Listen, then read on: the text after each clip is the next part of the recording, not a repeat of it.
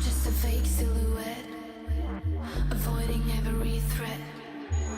I wanna stay like a silhouette, but I can't do that, no I can't do that.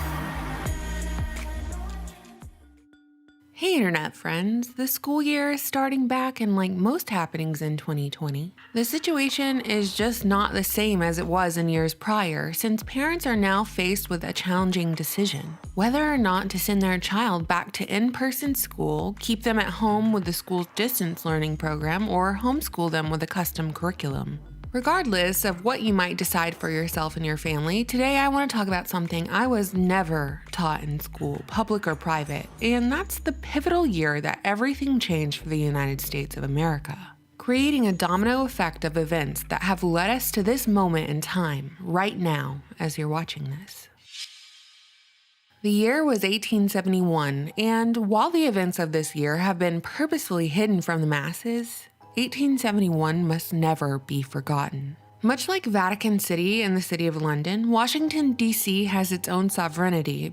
Basically, D.C., City of London, and Vatican City are totally separate territories from the nations in which they reside. Vatican City is technically enclaved within Rome, outfitted with its own special police force and political structure. The same way the City of London is situated within the city called London, and it has its own flag, crest, police force, ceremonial armed forces, and a mayor. And sure, there are states within the United States that have their own constitution and distinctive flags, but I think most people you'd ask would know that Washington, D.C. isn't a state. Most folks would tell you that Washington, D.C. is where our laws are made, where our politicians congregate, and where our White House resides. But on the D.C. flag, which is said to have been reflective of George Washington's coat of arms, there are 3 stars. And I wonder, are those stars representative of the 3 city-states that exist as corporate entities outside of their respective nations? Vatican City, the religious hub, the City of London, the banking central, and Washington, D.C., the military leg of the empire. Being its own city-state, D.C. has its own police force that shares a direct link with Congress, its own mayor, and its own set of laws.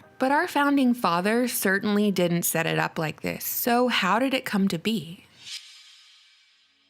The year was 1871. The U.S. was going through a lot of turmoil. The nation was bankrupt and vulnerable after the Civil War, and the London bankers, which included the notorious Rothschild family, were ready to make a deal with Congress to remedy that turmoil. Turmoil, I might add, that is suspected that the bankers had a hand in creating in the first place.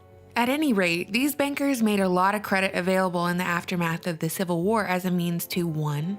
Fight Lincoln's greenback after he was murdered, with some theorizing that part of the motivation for his assassination came from his push to privatize the monetary system. And the second reason that the bankers made so much credit available was to collect on the interest from those who desperately needed the money, which would be the United States government at the time. Now, this was nothing new. This was a practice as old as time. Well, as old as Mystery Babylon. Not much has really changed since the days of Babylon, not the usury, not the debt slavery, not even the iconography.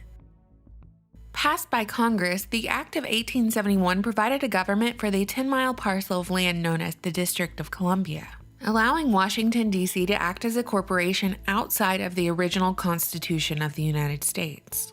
So, okay, why does the Washington, D.C. Constitution have nothing to do with the United States Constitution? Why exactly is Washington, D.C. totally separate from the rest of the United States? Why does it need to be separate from the United States as a separate territory at the epicenter of the Virgin Mary, tucked right between Virginia and Maryland?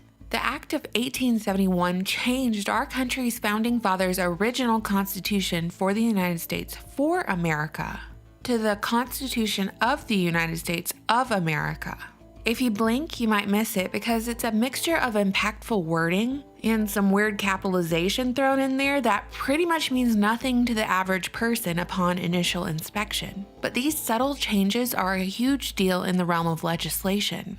Compounded with these minor changes was clever marketing of the act as a way to unify the territorial government for the entire District of Columbia. The aforementioned are contributing factors as to how such a major act flew under the radar, ultimately overturning the United States constitutional republic. Since 1871, the federal government has usurped nearly all of the power that was formerly held in the hands of the people. But how on earth was Congress able to pass a separate constitution and incorporate the United States? A bunch of attorneys have contacted me about the subject, explaining it to me. Thank you for everyone who's done that. But let me break it down to you in a way that won't make you just totally fall asleep.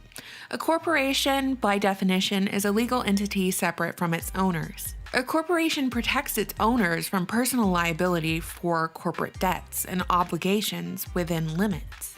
So was the Act of 1871 as harmless as some claim, just an act to provide a government for the District of Columbia and nothing more?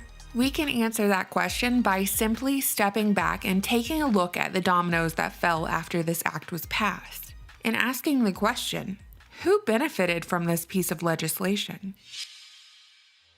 Is the Act of 1871 the reason why Congress passed the 16th Amendment, which allowed the federal government to tax individual personal income regardless of state population? Is the Act of 1871 the reason why the Federal Reserve Act of 1913 was passed, handing over America's gold and silver reserves and ultimately the total control of America's economy to the Federal Reserve Bank? Think about it. A private corporation established their private bank, acting as the central bank of the United States, but it isn't even a government institution, but a privately owned banking system. Is it a coincidence that Social Security numbers started being assigned in 1935, Social Security numbers being the 9-digit numbers given to every U.S. citizen, and used for income tracking and taxation purposes? Ultimately, individual income taxes have been the primary source of revenue for the U.S. federal government since the 1950s. These moves make a lot of sense when examined through the lens of the United States as a corporation and its citizens as employees, a corporate government asset before they even go through puberty. But still, throughout all this time, there was a promise that the American dollar was actually worth something tangible, not just the confidence to exchange it for goods and services. A dollar was worth 1/35 an ounce of gold. But then President Richard Nixon came along and screwed that up for us, severing the final link between the dollar and gold in 1971. In other words, he took the dollar off the gold standard once and for all. Steadily, the purchasing power of the dollar has declined while federal and consumer debt has increased.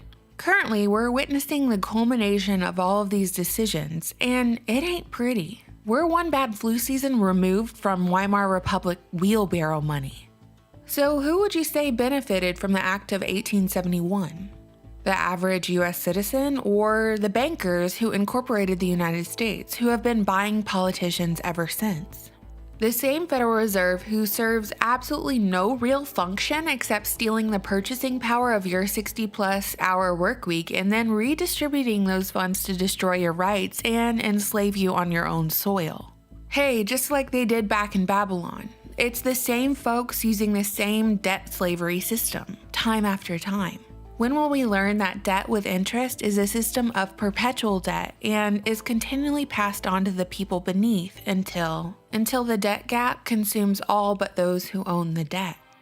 Well, like I said in the beginning of this video, the most pivotal year in United States history was never taught to me in school, public or private, and never taught to me at a college level. But as Americans, it's so important that we not let this information die with our generation. One of the most important lessons you can teach your children is how to obtain their own freedom, how to identify when their freedoms are being taken from them, and how to demand those personal freedoms and liberties back, instead of waiting around for a hero in the form of a politician to represent them to offer solutions. During this time, we've seen people of all ages crying out for change. And instead of focusing on the changes we could make that could fundamentally change the United States for the better, especially on an individual level, politicians are selling socialism and communism, aka more government control, to young people looking for an answer, and they beg for it because the future seems so bleak. Whether you play with paper or with digital money, the future will always be bleak if you're a debt slave. If before your foot even touches this earth, you're scanned into the system as an employee of this corporation who does not care about you one bit. The United States is still a great country, but it has its problems, and you can riot and loot and protest all you want. But until the Federal Reserve is ended, until the Act of 1871 is torn into 1,000 pieces and thrown into the wind, until the IRS is abolished, and until we move back to the gold standard, we have no chance at experiencing any iota of freedom. What do you think, internet friends? Did you know about the Act of 1871? I always look forward to reading your comments. Thank you so much for sharing this video, for subscribing, and for supporting my channel on Patreon. Bye!